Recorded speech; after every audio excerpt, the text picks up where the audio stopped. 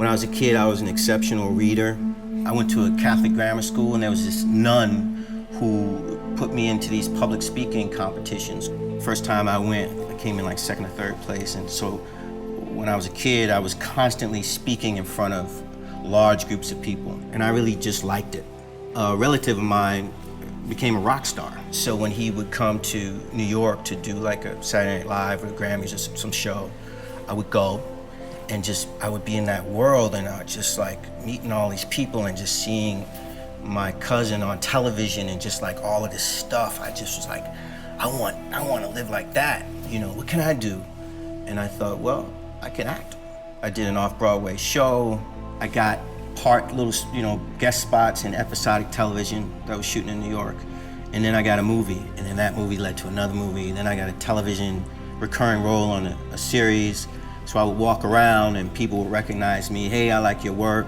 The money got good. I was able to support myself. It became fame, like validation, attention, money, became an idol. Everything was just taken care of. And wherever I went, someone knew who I was. All of a sudden I was signing autographs. Everywhere I went, hanging out with famous people. And I thought, like, this is it. Like, this is it. And when it started to slow down, I was addicted to the attention. And eventually, there are less autographs to sign. The phone rings a little bit less. The famous people stop calling. You stop getting invited to parties. Things just slowly slip away. And then, so I just kind of clung to what I knew or what was easy, which was drugs and women.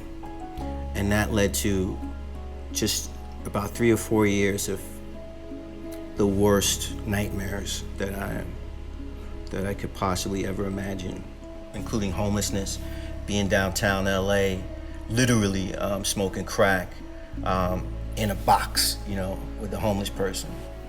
I was trying to fill this hole, this vacuum, and I just found relief in drugs.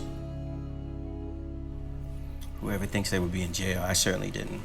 But like, there I am, I'm in jail, and I'm like shackled to other people on the floor. And I remember thinking, what is that prayer, though I walk through the valley of the shadow of death? Like, I remember thinking that.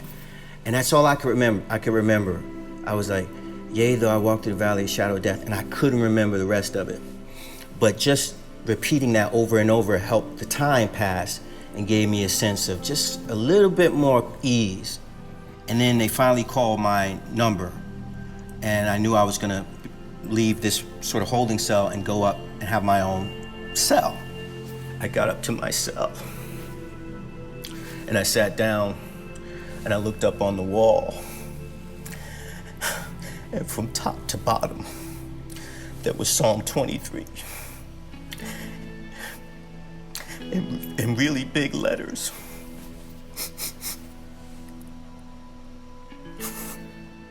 And I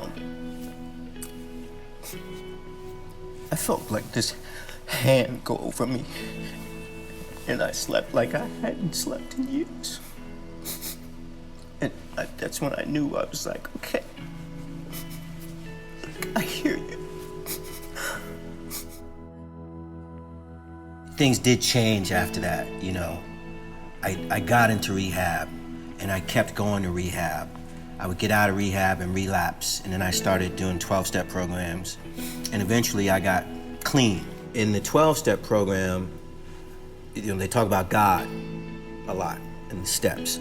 So it was the first place that I went, and I was like thinking about, okay, what is God, and like, what did I believe in when I was a kid? What do I believe now? So I always considered myself a searcher. Like, I tried Scientology, I tried Hare Krishna. Always like something came along and I wanted to see if it worked, if it worked. And so there was a girl on Facebook I never met, and she had Christian. I contacted her, I said, hey, you're a Christian, right? She said, yeah. I said, will you take me to church? And she took me to her church. All of a sudden, when I get in there, there's this pastor speaking. And he said, have you ever been told your whole life that you were special or you were talented, and these gifts took you places because You use these gifts to serve yourself, and they took you places that you never imagined. And I was like, that's my experience. And then he said, but it also took you to dark places, low places, where you never thought you'd go. And I just started bawling, because that was my experience.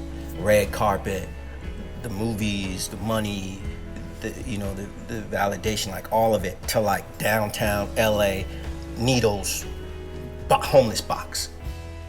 So I just kept going, being in community, being at worship, being surrounded by the Christians, and then I started to understand about Jesus, until I got to love Jesus and understand and share the gospel and really have a relationship with Christ. What I understand about being saved is knowing that there's this peace that I can't understand. No matter how much money is in my account or not, whether I'm working as an actor or not, I never felt that peace, ever. It was always contingent and conditional on having money, having sex, or having some power.